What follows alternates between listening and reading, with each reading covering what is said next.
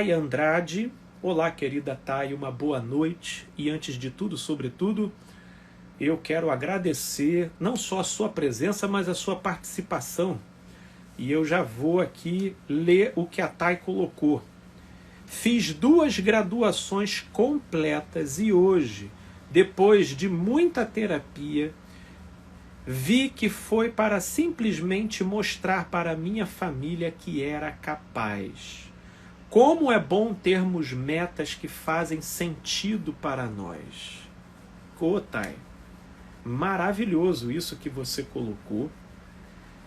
Inclusive, fico grato a Deus pelo modo como você também pôde produzir um significado maior sobre aquilo que você produziu, onde mesmo sendo bem-sucedida na meta que você estabeleceu, e inclusive galgando a admiração que no fundo era o pano de fundo que patrocinava o seu compromisso com a meta estabelecida, você pôde então chegar à conclusão do significado geral daquilo tudo.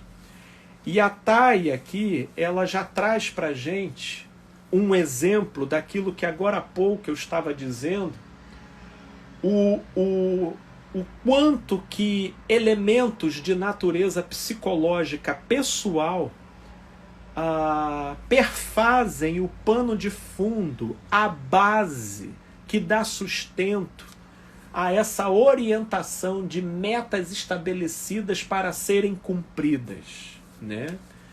Eu, inclusive, cheguei a dar o exemplo das pessoas que carregam complexos de inferioridade e de rejeição e que se utilizam, né, dessa mentalidade do estabelecimento de metas como forma de criarem referências perceptivas, tanto para ela quanto para os seus observadores, de que naquilo em que ela vai conquistando e ultrapassando essas referências, ela possa provar para si mesma e para os seus observadores o seu próprio valor, né? Então, o que a Thay ela traz aqui, traz um complemento em relação a isso, porque a grande verdade, Thay, é que o pano de fundo que coloca propulsão no modo obstinado como muitos se vinculam a determinados propósitos, tem a ver com demandas psicológicas de curto-circuito gerado, em geral, na relação do sujeito com a sua própria família ou com o modo como ele foi criado. Então, precisando dar uma resposta àquilo, as metas, elas criam um panorama de referência onde o sujeito, se utilizando de tais referências, ele pode ter feedbacks concretos da realidade, tanto para si quanto para os seus observadores, de que ele é capaz, de que é possível e de afirmações positivas para ele equilibrar a própria autoestima, né? O fato é, e aqui também surge, né, uma outra questão, e que pode aqui trazer uma grande contribuição para aprimorar a nossa reflexão, né, é o quanto que o sujeito empresta para esses objetivos um vinculamento da sua própria autoimagem e da sua própria autoestima. E essas expectativas se vinculam de uma tal forma que essas metas estabelecidas, elas se tornam um caminho perigoso demais. Graças ao bom Deus, a nossa amiga Thay pode ser bem-sucedida. Mas e aqueles que acabam não sendo? Pelas razões mais diversas que a gente possa aqui enunciar.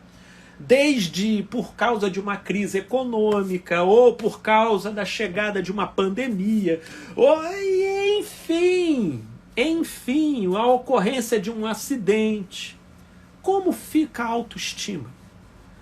Como fica a formação de compromisso inconsciente que a pessoa estabeleceu entre aquelas metas e a recuperação da sua própria autoestima? Como é que se estabelece essa relação? Como é que vai se dar esse feedback? Logo, uma vez a pessoa não conseguindo, ela acaba forjando para ela mesma uma armadilha. E a formação de dados e elementos que acabam reforçando nela perspectivas negativas. Perspectivas negativas. Portanto, o que eu quero aqui trazer, e para a gente refletir, é a relativização desse caminho. E aí aqui a Thay, ela complementa, sem falar no caminho custoso de tempo e de dinheiro. É verdade, Thay.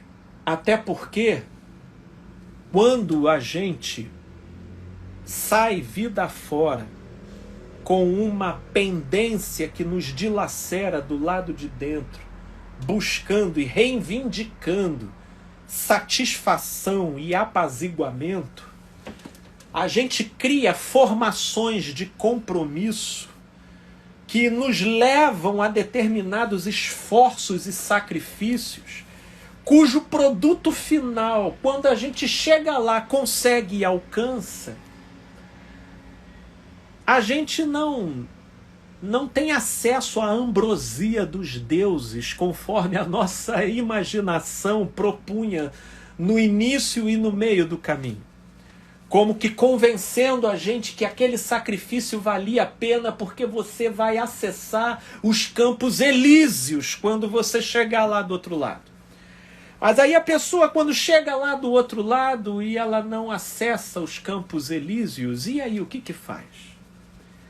Inclusive, não são poucas as pessoas com quem eu já tive contato que pelo tempo decorrido em que elas passam se submetendo ao rigor, à tensão e à ansiedade produzida pelo autoadestramento na perseguição de uma meta e de um objetivo, que pelo tempo decorrido em que a pessoa fica submetida a esse contexto, ela dá conta de moldar e condicionar a sua configuração neurocognitiva, de modo a, depois de tanto tempo, ela já não passar, já não conseguir a ser da mesma forma.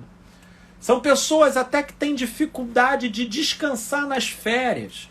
São pessoas que se sentem agitadas no descanso.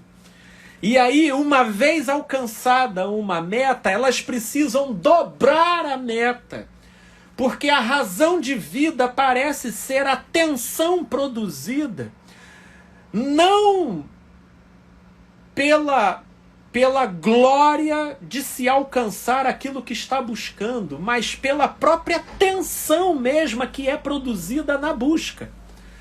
Inclusive, isso é o que caracteriza muito essa geração e que inspira a gente a trazer esse tipo de reflexão.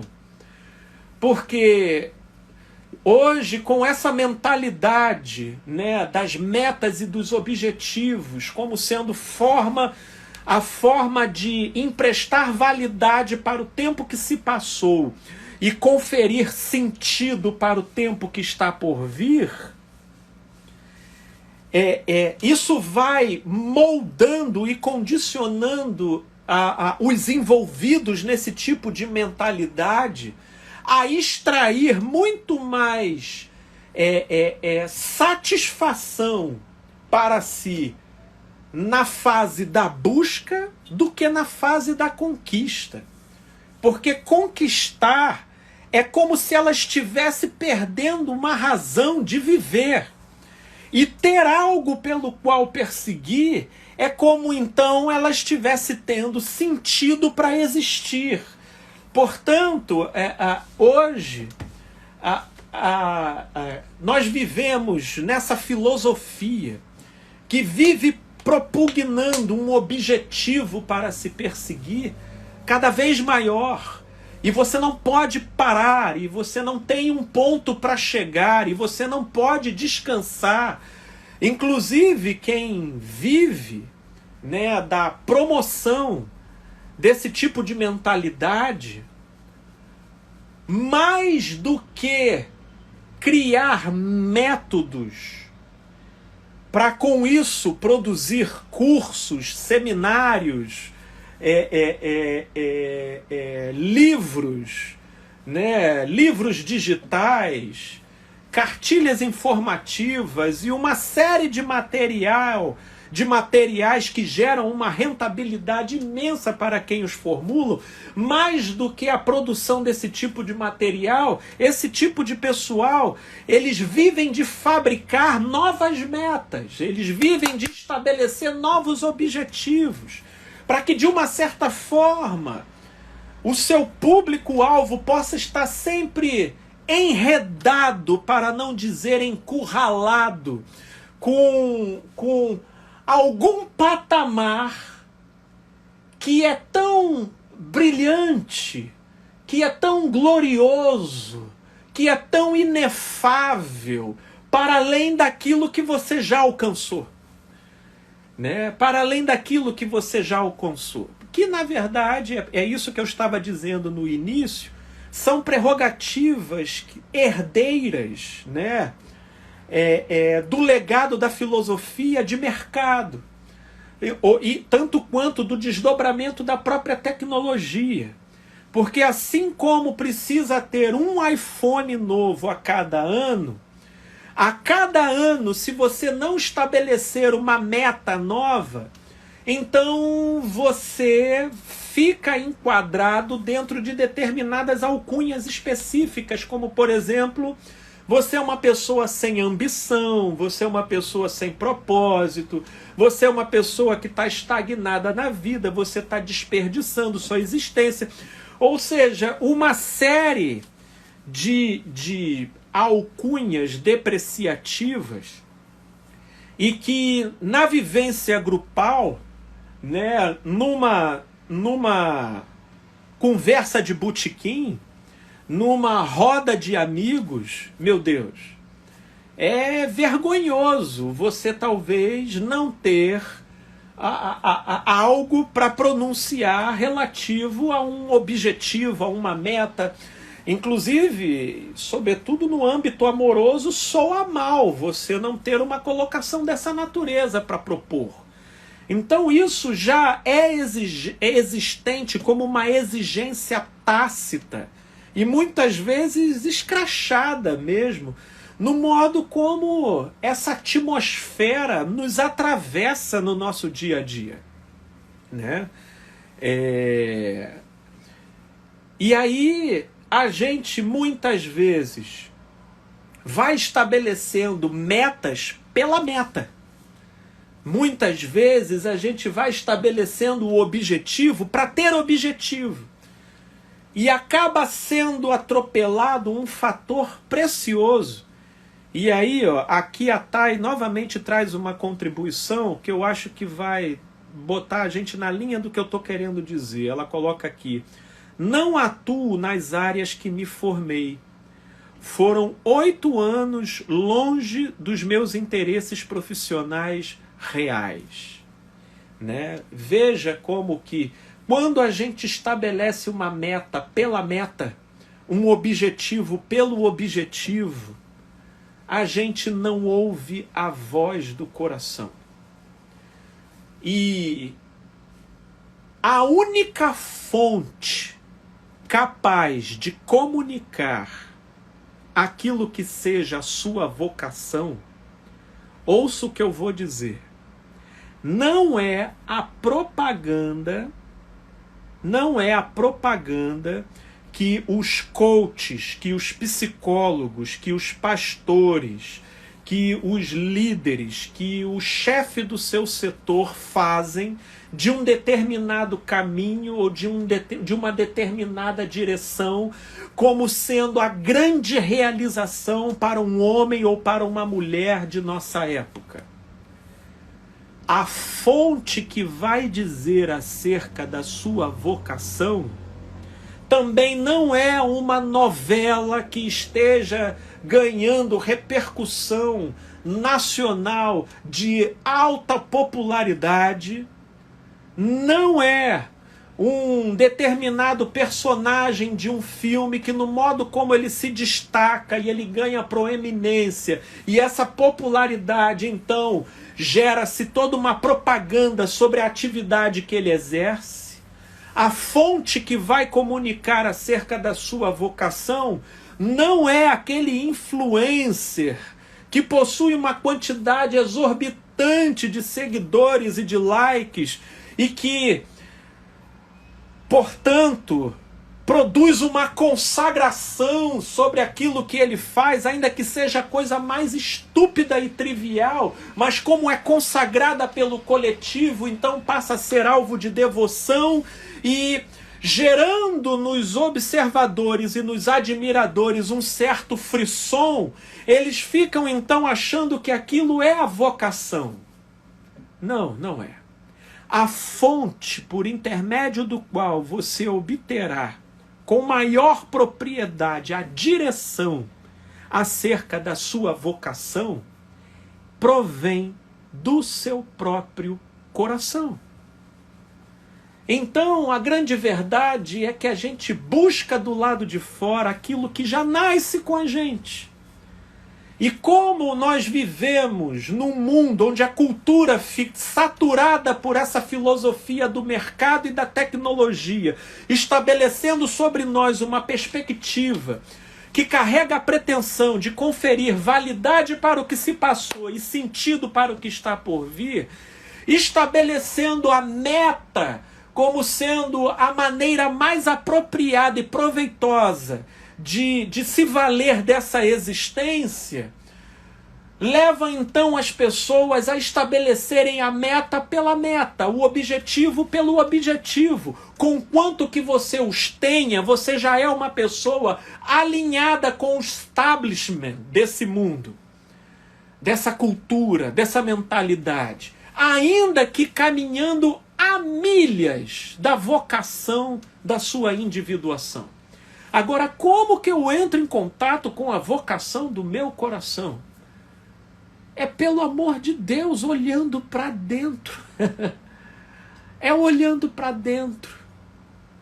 Ih, Felipe, mas se eu for olhar para dentro aqui, e se eu for pensar na minha vocação, minha família vai rir de mim, filho. Aí não vai ter jeito. E aí a gente já começa a observar uma série de obstáculos que no fundo, traduzem o fato do quanto que a gente caminha alienado ao olhar do outro. Portanto, isso também inclusive nos leva a dizer que nós estamos numa geração que nunca foi tão metodológica, criteriosa, tecnificada nos seus comportamentos e no estabelecimento dos seus próprios parâmetros de vida. Mas, por outro lado, também nunca foram tão infelizes, vazios, angustiados. Porque uma vez estabelecendo todos esses critérios para o lado de fora, caminham de maneira divorciada com o seu próprio coração e, portanto, com a sua própria vocação.